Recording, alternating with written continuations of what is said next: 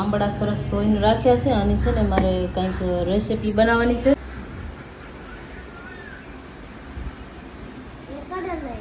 Hi guys, welcome back to my YouTube channel. જય Mataji and good morning. તો અત્યારે વાગ્યા છે સવારના 11 અને જો આંબળા સરસ ધોઈને રાખ્યા છે. આની છે ને મારે કંઈક રેસીપી બનાવવાની છે. જો ટાઈમ મળશે તો આજે બનાવી નાખીશ. અને દૂધ પણ ગરમ કરી નાખ્યો છે અને ફ્રીજમાં મૂકવાનું છે. શાક કટ કરી નાખ્યો છે તરબૂચનું શાક એક બનાવ્યો તો પ્રમદી જ બનાવ્યો તો શાયદ રમદી એક શાક બનાવ્યો હતો ને હજી અડધો વધ્યો હતો કેમ કે કાચો હતો એટલે ખાવા લાયક તો હતો નહીં. તો એક શાક પરમ દિવસ કર્યો હતો ને એક આજે કરીશ એટલે એ ખતમ થઈ જશે. તો કટ કરીને રાખ્યો છે. હવે એને છે ને વઘારવાનું છે અને ઘીની તાવણી પણ કરી લીધી છે. હવે ઘી ઠંડો થઈ ગયો છે ને, મેં નાવા ધોવા ગઈ પહેલાં બનાવી લીધો હતો તો નાહી લીધો એટલે ઠંડો થઈ ગયો એટલે એને હવે ડબ્બામાં ભરવાનું છે. અને આ ઓરેન્જનું જ્યુસ બનાવવાનું છે જેકી માટે.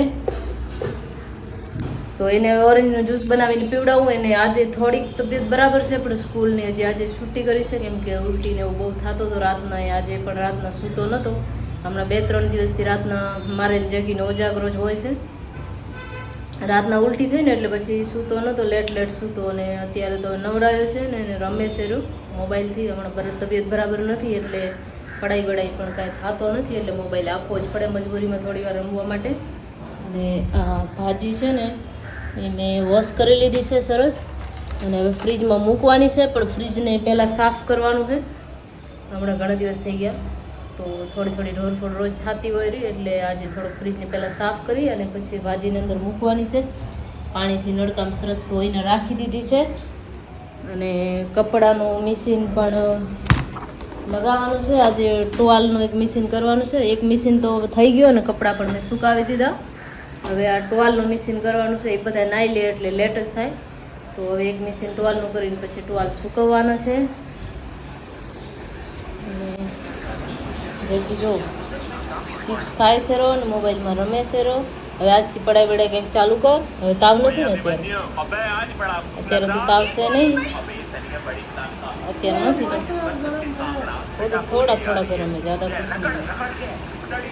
તો એ મોબાઈલ લઈને બેઠો છે. ફ્રી થાવ ને તો થોડીક વાર એને પડાઈમાં જ બેસાડીશ. તો છૂટી થઈ ગઈ 3-4 દિવસની તો એ પણ નોટ્સ કોક પાસે માંગીને લેવા પડશે, કમ્પ્લીટ કરવા પડશે. એને જ્યારે તાવ આવે ત્યારે 4-5 દિવસની છૂટી થઈ જ જાય છે. તો શું કરે હવે હાલ્યા રાખે. એક્ઝામ પાછો આવે છે ઉપર એટલે હવે પઢાઈમાં પણ થોડીક ધ્યાન આપવું પડશે. તો જો ઓરેન્જનો જ્યુસ બનાવી લીધો છે મસ્ત. જેકીને આપવાનું છે પીવા માટે.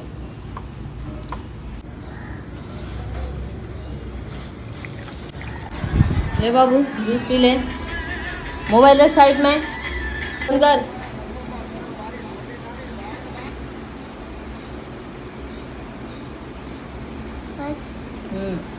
मेरे को कॉपीराइट आएगा इधर.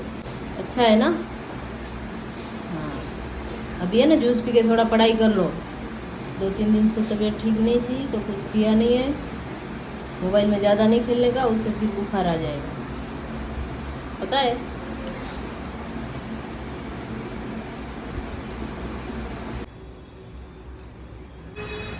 તો જો અત્યારે વાગી ગયા છે સાંજના 5:30 અને મારે સેન્ડવિચ બનાવવાની છે આજે નાસ્તામાં. તો આ ડુંગળી, ટમેટા અને શિમલા મરચાં મેં સવારનો જ વોશ કરી કટ કરીને રાખી દીધા. ટાઈમ હતો ત્યારે.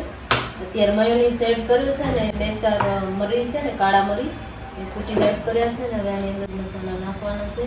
જે ચીલી ફ્લેક્સ, ઓરેગાનો, બસ એ જ નાખવાનો હોય છે. આમાં વધારે કાંઈ યુઝ કરવાનું હોતું નથી. બહુ જ મસ્ત બને છે.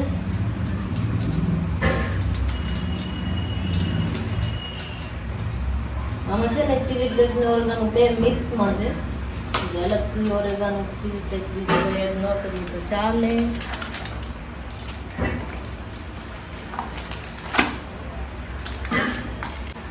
ચીલી ફ્લેક્સ ખતમ પણ થઈ ગયા છે પણ નહીં, લેવા પડશે નવા. પણ આમાં 2 મિક્સમાં છે એટલે વાંધો નથી. 2 એડ કરેલા છે મિક્સ. તો ચલો હવે આને સરસ મિક્સ કરવાનું છે. થોડુંક નમક પણ એડ કરવાનું છે. ક્યારેક ક્યારેક અમે ઓલી બનાવી બીટ અને બટેટાવાળી, ક્યારેક આવી બનાવી, અલગ અલગ હોય તો ખાવાની મજા આવે. અને આ ઇઝીલી બની જાય ફટાફટ, ટાઈમ નથી લાગતો આને બનાવવામાં. બહારના નાસ્તા કરતાં તો એમ કે ઘરનું સારો જ હોય. બને ત્યાં સુધી ઘરે જ બનાવી, ક્યારેક ક્યારેક બહાર પણ ખાઈ લેવાય.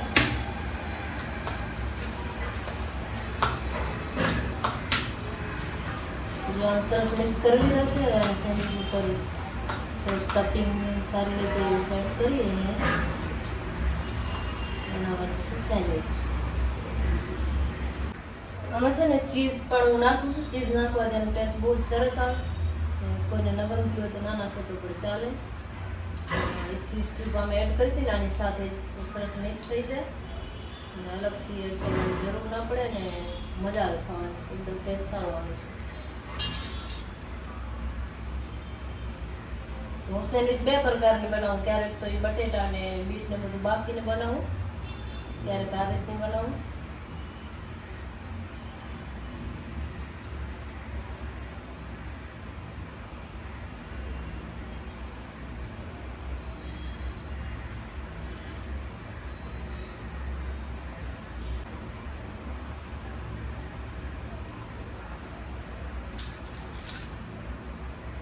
अपना बिजनेस है, मेरे में सॉस मत डालो। बिना सॉस वाला खाना है क्या? ओके, फिर इसको ही देंगे। ये के दियो ठीक है, जा पिज्जा में बिना सॉस वाला।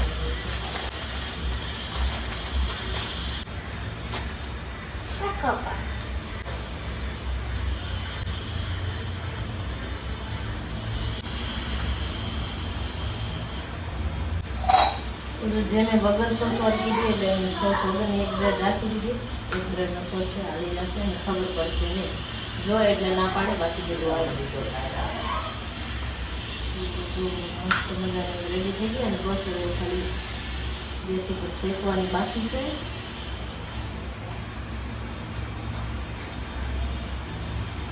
એકદમ ઇઝી છે, બનાવવાનું બહુ ટાઈમ ન લાગે, ખાવાની પછી એવી મજા આવે. ચીઝ માયોનીઝ બધું આવે છે ને એટલે ટેસ્ટમાં સરસ લાગે, પ્લસ હેલ્ધી પણ છે અને ઇઝી પણ છે. તો બસ હવે મને ટોસ્ટ કરવાની છે. જેકી તો કહેશે તો એને ખાવી હશે બનાવી આપીશ, નહીં તો એને ફ્રૂટ ચાટ બનાવીને આપવાનું છે. પહેલાં હું સેન્ડવિચ શેકી લઉં. તો એમાં લગાવી દેવાનું છે મસ્ત બટર.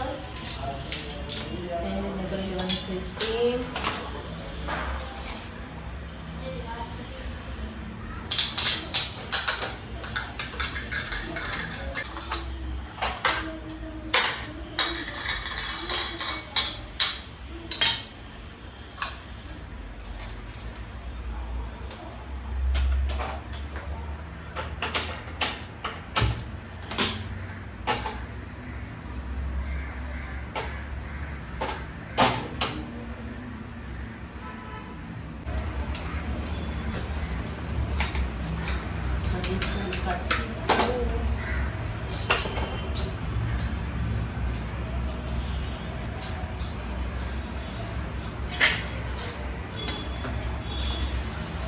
તો જો આપણી સેન્ડવિચ સરસ મજાની બની ગઈ છે.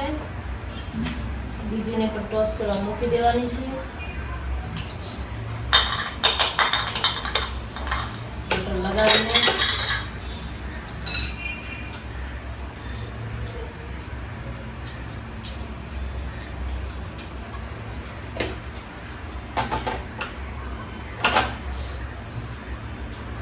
લગાવવાનું છે મસ્ત બટર. અને સોસ પણ લગાવો તો લગાવી શકાય, પણ જેમ સોસ નથી ખાતો એટલે એમ સોસ વગરની જ બનાવવાની છે, ખાલી બટર. બાકી ટમેટો સોસ ને ચાટ મસાલો ઉપર લગાડી શકાય ગમે તો.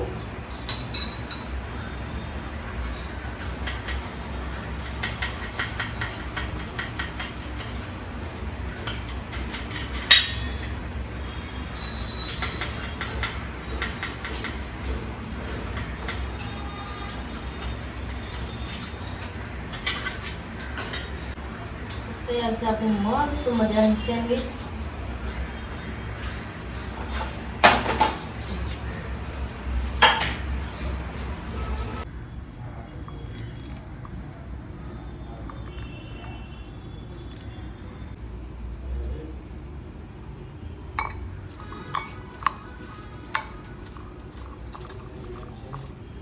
જો અમે સેન્ડવિચ ખાઈ લીધી છે ને, જેકી સેન્ડવિચ ખાવાની ના પાડતો હતો કે મારે ફ્રૂટ ચાટ ખાવો છે, તો એના માટે છે ને ફ્રૂટ ચાટ બનાવે છે. ફ્રૂટ જે અત્યારે મારી પાસે અવેલેબલ હતા એ લઈ લીધા. એક તો છે તરબૂચ, દાડમના દાણા અને ગ્રેપ્સ છે, દ્રાક્ષ, એપલ છે અને ઓરેન્જ છે અને કેળા છે. તો ફ્રૂટ ચાટ મસ્ત બની ગયો છે. હવે એને ખાવા માટે આપવાનું છે, કેમ કે એને તબિયત બરાબર નથી ને, તો એ સેન્ડવિચની ના પાડતો.